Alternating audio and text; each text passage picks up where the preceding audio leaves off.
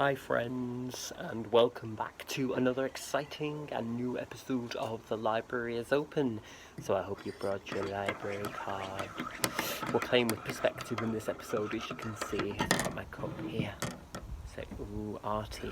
No, I'm just having, for those of you that are interested in those details, I'm actually just having an oat latte, which are these new sachet things from Nescafe. They do an almond one and a coconut one, and this is the oat one, which is my favourite, so they're really nice. So welcome back. So something of a first today on the channel. I'm going to talk about 4 books, which is like, whoa, has she gone crazy this time? Well, probably, but there is a reason that there are 4 books, and it's because they're all part of a singular sort of entity, if you will. Which I'm going to try and summarise as succinctly as possible within a short space of time, so I shall try my absolute best to do that. I'm also outside for the first time in quite a few episodes. I say quite a few, it could be a significant number, I forget, but hopefully the reason for that will make sense when I talk about the books and the thematic content, I guess. So without further ado, well aware that I have all these to get through, let's just get to them.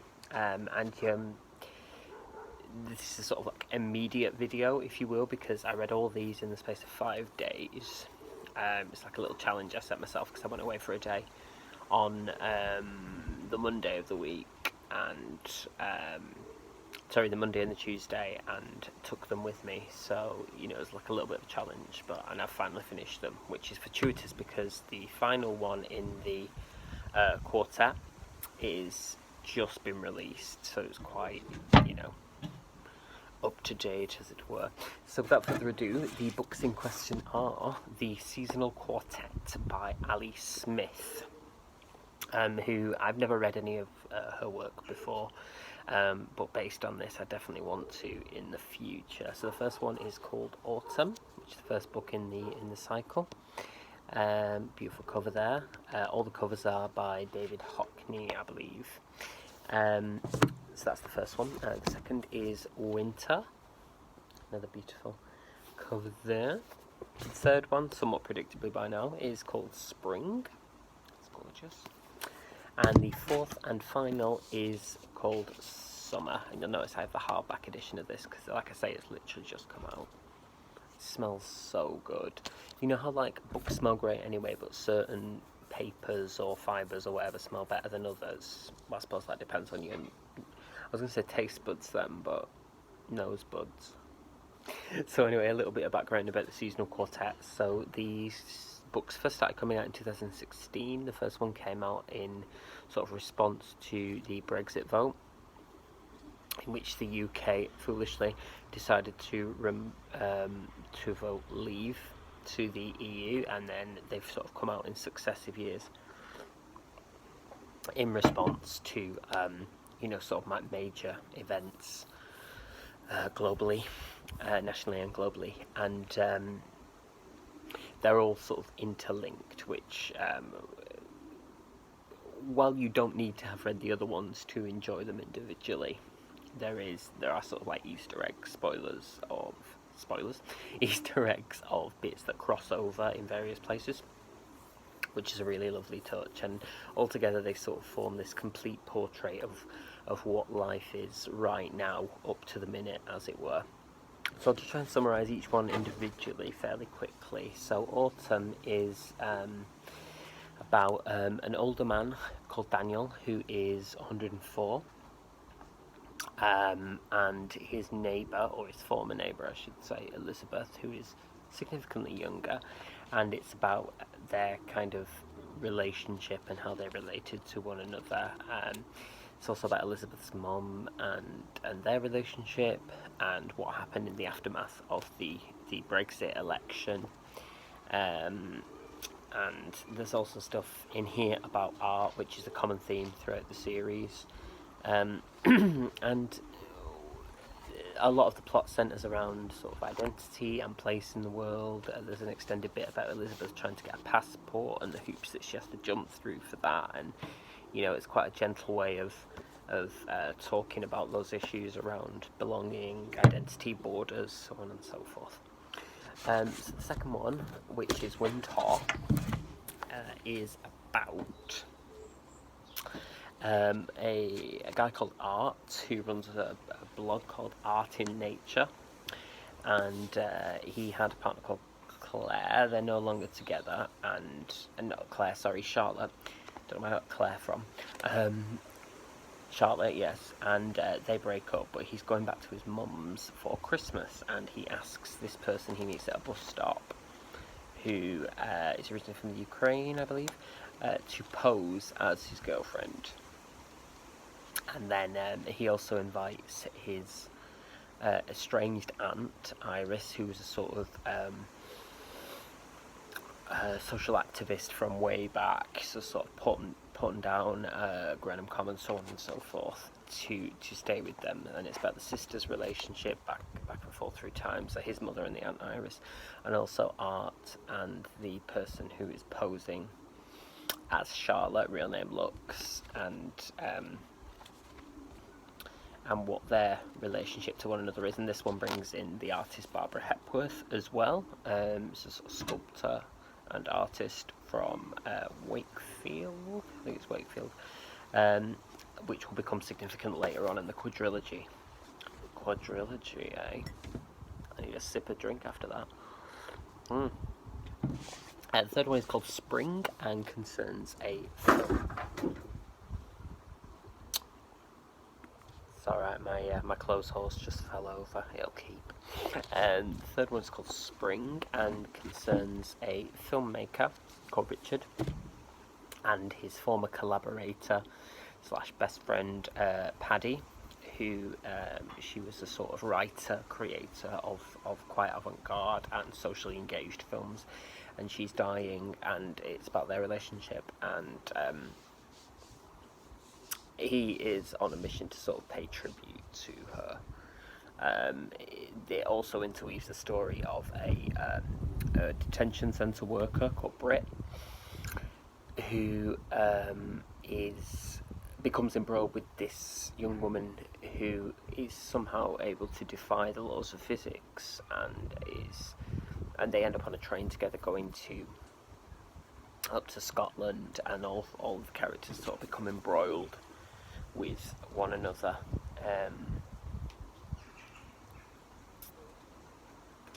And yeah, again, a lot more about art in this one, about clouds. This sounds very odd, I'm aware of that, but it really does all sort of link together in the end. The final one is called Summer, and it is about about a family who are sort of going about their lives, and this one brings in coronavirus as well. They're sort of living in the shadow of the pandemic. And there's a young girl called Sasha and her younger brother who's sort of obsessed with Einstein, and he sort of acts out quite a lot as a reaction to online bullying.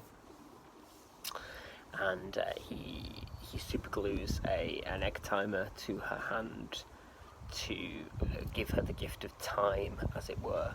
And then they become embroiled with Art and Charlotte from Winter. And they are also connected to Elizabeth and Daniel from Autumn, and also some of the themes that are developed in Spring. And this also concerns their mum, Claire. That's where I got it from. Who is sort of reminiscing about her own time as an actor. Not Claire, sorry. Claire's another character. I'm not doing very well with the word Claire, am I? The name Claire, I should say. She's sort of reminiscing about her time as an actor and her relationship with her ex, who is the children's dad, and his new partner, who has lost either the will or the ability to speak, we're not sure, but was previously working on a lexicon about words that have gained new meaning throughout, Brexit, the virus, the Tory reign, and so on and so forth. So that's the quartet, really. I'm not doing it justice at all in describing the plots, because it's just beautiful. It's so beautiful.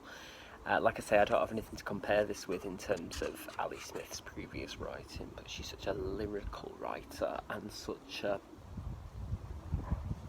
They almost read like poems, if that makes sense. They're sort of interwoven with, you know, not only sort of traditional prose, which moves the story along as we sort of expect a novel to do, but also with like little moments where the storyline goes off somewhere else and we're not really sure where it's going, and then by the end, sorry, I'm just flashing you slightly there, and then by the end there, it also ties in and we realise why things were there thematically and what they were really trying to say. It's a stunning sort of achievement, really, in many ways, I think, to be able to sustain that commitment to story over a period of 4 years. And although 4 years is a long time in terms of like a project of this size, it's not really that huge, and you know, to maintain a commitment not only to telling this story but also to be completely responsive to what's happening at the time politically in order to be immediate without sort of derailing the whole plot. And what Ali Smith does really well, I think, is while she does allude to the things going on, e.g. Brexit, the virus, so on and so forth, she never explicitly hones in on them in a way that's going to feel dated. She talks about them more broadly, which, you know, made me sort of think about the cyclical nature not only of the seasons but also the cyclical nature of history and world events and so on and so forth. I have no basis for this as her intent, but I do think that came across really quite vividly how this is the peril of working things out as you speak, the way that, you know, history just repeats over and over again. So, you know, you could swap in any of the words for Brexit vote, coronavirus, you know, pandemic, national emergency, immigration, so on and so forth, and they will remain relevant because of the cyclical nature of both events and also human nature in how we respond to them. You know, so how, like, the technology and the means of response may change, our actual physical, primal and political responses remain the same, just with different backdrops, and that's really brought home a lot, but without being you know, sort of overdone in a way where she's trying to bash us over the head with it. She leads us down these alleys, these beautifully poetic, lyrical alleys, where we can just sort of take a moment and go, yeah. I'll give you an example of that. There is a little passage I want to share from Summer, which is the latest one. There's a moment where Charlotte is trying to send a text to Art to discuss with him some ideas about the blog moving forward, and she's talking about photography, and she's talking about how in photography, because of how long in the old days, how long it took to set up, you know, anything that was moving in the picture would have gone by the time the photo was actually captured, because, you know, we didn't have the immediacy of camera phones and so on and so forth. So there is I'll just read you what she says. One of the most famous photos is of a boulevard, late 1830s, taken at a busy time of day, and almost every moving or living thing is gone except a man standing having his shoe shined. Everyone else disappeared. It says online that's the very first living person ever photographed, all because he stood still. Yeah, I thought, but all the other gone people are still there too. We just can't see them. That is the thing from today that I wanted to tell you. You know how people keep saying about this time we're in now, oh well, we are where we are. It's more like, we are where we aren't.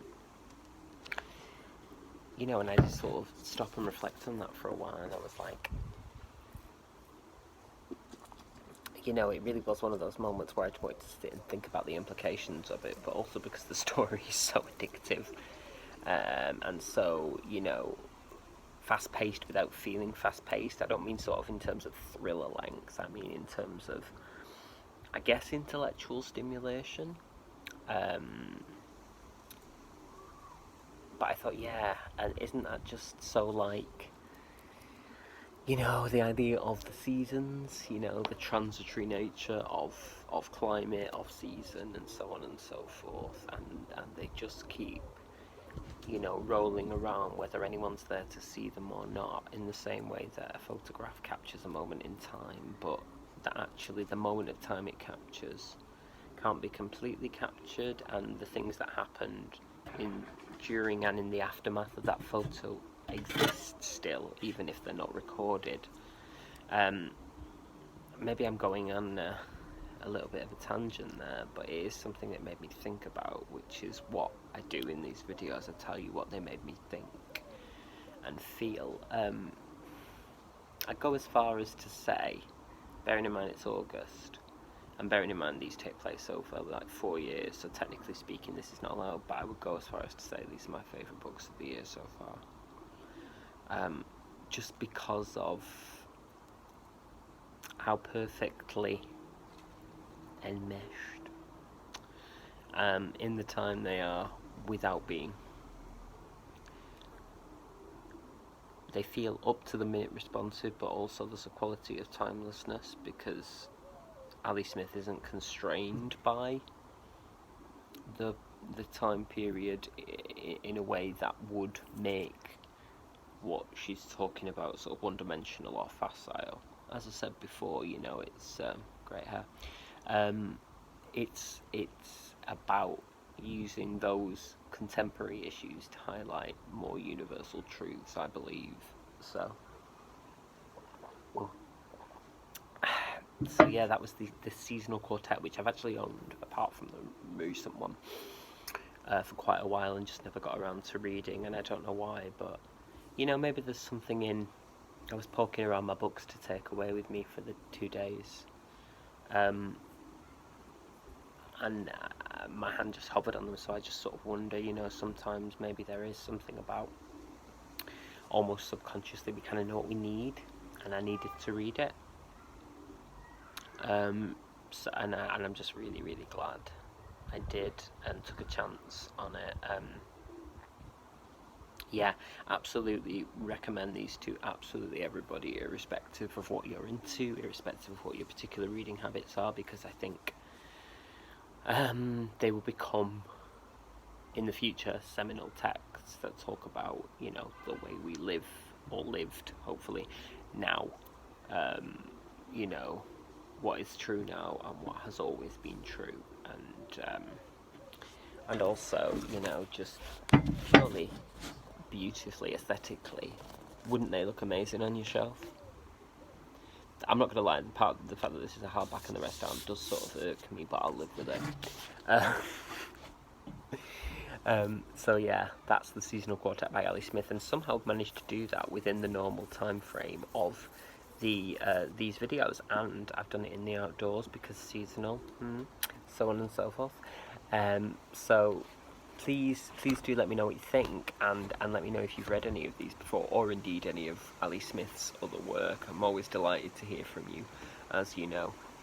Well, sound off in the comments below as the big, massive, popular YouTuber thing. Don't forget, you can always check my description box for links to anything either relevant to this video or relevant sort of long term in terms of, you know, social justice, social activism, particularly pertinent given these books. And I am always up to receive recommendations, or just your thoughts, or just a hi, hello, how are you? You know, it's lovely as we enter the sort of 6th month of, I say enter, by the time this goes up, well into the 6th month of the pandemic.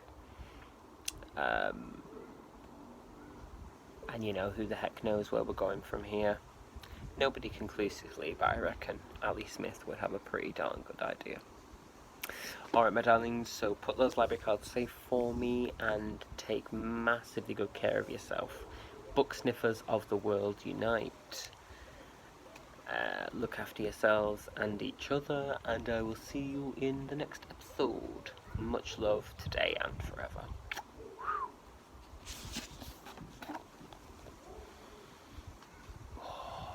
It's like crap.